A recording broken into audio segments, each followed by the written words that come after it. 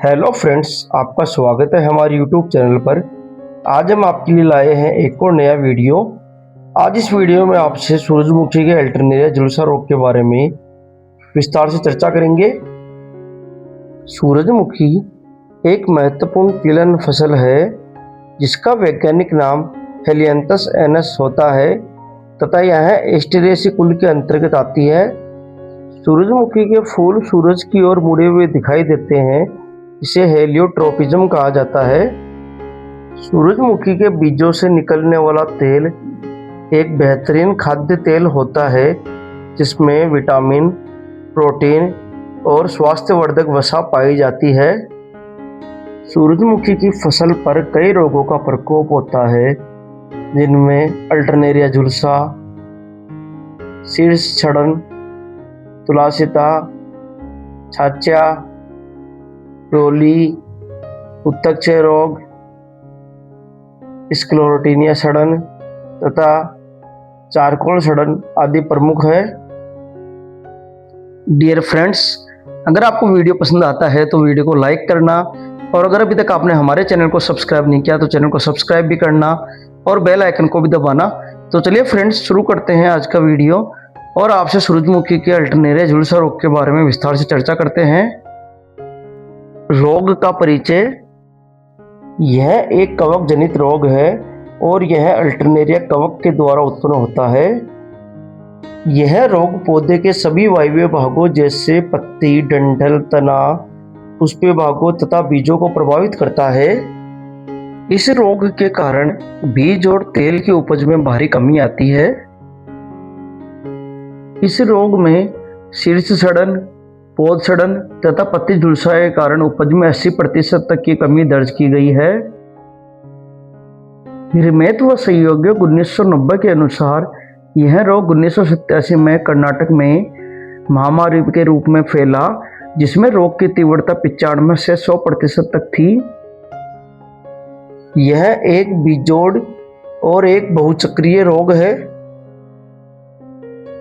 हैंसफोर्ड 1943 द्वारा सूरजमुखी पर पत्ती धब्बा रोग को सर्वप्रथम युगांडा में दर्ज किया गया और इन्होंने रोगजनक को हेलिमेंथोस्पोरियम हेलियंथी के रूप में वर्णित किया।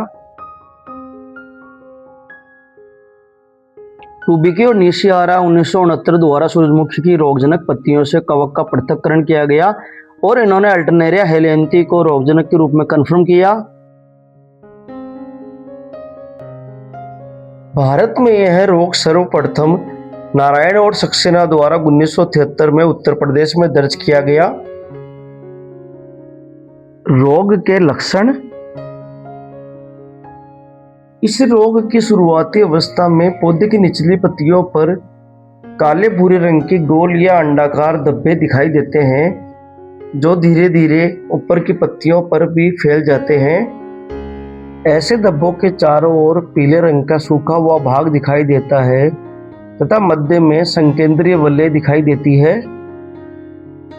अनुकूल परिस्थितियों में ये धब्बे आकार में बड़े होकर पत्ती के अधिकांश भाग पर फैल जाते हैं। रोग की अग्रिम अवस्था में पत्तियों के डंठल, पौधे के तने तथा फूल की पंखुड़ियों पर भी ऐसे धब्बे दिखाई देते हैं।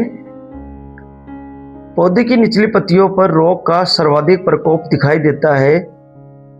रोग प्रकोप के कारण पौधे की पत्तियां पीली पड़कर मुरझाकर सूख जाती है और अंततः झड़कर नीचे गिर जाती है।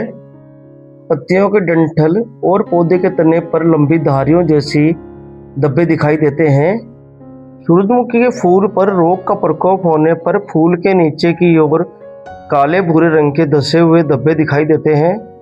पुष्प कलिकाओं तथा फूलों की पंखुड़ियों पर रोग का प्रकोप होने पर ऐसे पौधों में बीज कम बनते हैं तथा बने हुए बीजों में वजन भी कम रहता है जिसके कारण उपज में काफी हानि होती है। रोगजनक। यह रोग अल्टरनेरिया हेलियंथी नामक कवक के द्वारा उत्पन्न होता है। अल्टरनेरिया वंश का सर्वप्रथम वर्णन नीस द्वारा 1816 में किया गया।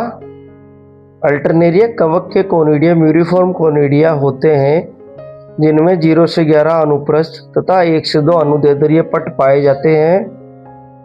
रोगजनक कवक के कोनिडिया सामान्यतया बड़े सीधे या हल्के मुड़े हुए हल्के भूरे रंग के तथा माप में 75 से 90 माइक्रोमीटर लंबे तथा 20 से 22 माइक्रोमीटर चौड़े होते हैं। रोगजनक का कवक जाल पटयुक्त, शाखित और हल्के भूरे से गहरे भूरे रंग का होता है। अल्टरनेरिया कवक के कोनिडिया श्रृंखला में उत्पन्न होते हैं। अल्टरनेरिया कवक के कोनिडियम म्यूरिफॉर्म कोनिडियम कहलाते हैं। इनमें अनुदैर्ध्य पट, अनुप्रस्थ पट तथा ऊपरी भाग में चोंच पाई जाती है। रोगजनक का वर्गीकरण। क्रिक व सहयोगियों 2008 के अनुसार अल्टरनेरिया कवक domain Eukarya, kingdom Fungi, category Hyphomycetes anamorphic Fungi के अंतर्गत आता है। रोग चक्र। यह एक बहुचक्रीय रोग है। रोगजनक कवक सूरजमुखी की फसल, संक्रमित बीजों, संक्रमित पादप अवशेषों तथा कुसुम पर उत्तरजीवित रहता है। इन पर उपस्थित कोनिडिया अंकुरित होते हैं और पौधे की निचली पत्तियों को संक्रमित करके रोग का प्राथमिक संक्रमण करते हैं, जिससे रोग के लक्षण उत्पन्न होते हैं।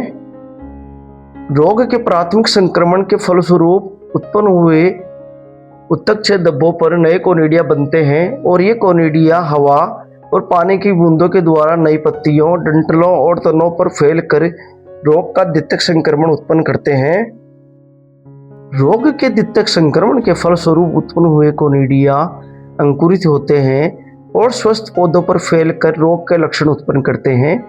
फसल की परिपक्व अवस्था पर ये कोनिडिया सूरजमुखी के पौधों, सूरजमुखी की जंगली प्रजातियों, संक्रमित बीजों, संक्रमित पादप अवशेषों तथा कुसुम पर उत्तरजीवित रहते हैं और नए सीजन में रोग का प्रसार करते हैं।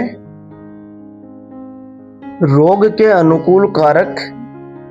फसल की वानस्पतिक वृद्धि के दौरान गर्म मौसम और लगातार बरसात होने से यह रोग तेजी से फैलता है। 25 से 27 डिग्री सेल्सियस तापमान पर पत्तियां कम से कम 12 घंटे तक नम रहती है तो यह रोग तेजी से फैलता है। रोग प्रबंधन। गर्मियों में गहरी जुताई तथा फसल चक्र को अपनाना चाहिए। पौधों के मध्य उचित दूरी को अपनाना चाहिए। खेत व खेत के आसपास से जंगली सूरजमुखी के पौधों और फसल अवशेषों को हटा देना चाहिए। बीजों को सिफारिशों के अनुसार कवकनाशी से उपचारित करना चाहिए। रोगग्रस्त पादप भागों तथा फसल अवशेषों को हटाकर नष्ट कर देना चाहिए। रोग की शुरुआती अवस्था में सिफारिशों के अनुसार कवकनाशी का छिड़काव करना चाहिए। डियर फ्रेंड्स, सूरजमुखी के अल्टरनेरिया झुलसा रोग के बारे में जानकारी देने की हमने पूरी कोशिश की है। अगर वीडियो में कोई त्रुटि या कोई कमी रहती है तो आप रेफरेंस बुक की सहायता ले सकते हैं। अगर आपको वीडियो पसंद आया है तो वीडियो को लाइक करना और अगर अभी तक आपने हमारे चैनल को सब्सक्राइब नहीं किया तो चैनल को सब्सक्राइब भी करना और बेल आइकन को भी दबाना। आपसे मिलेंगे अगले वीडियो में। तब तक के लिए जय जवान, जय किसान, जय विज्ञान।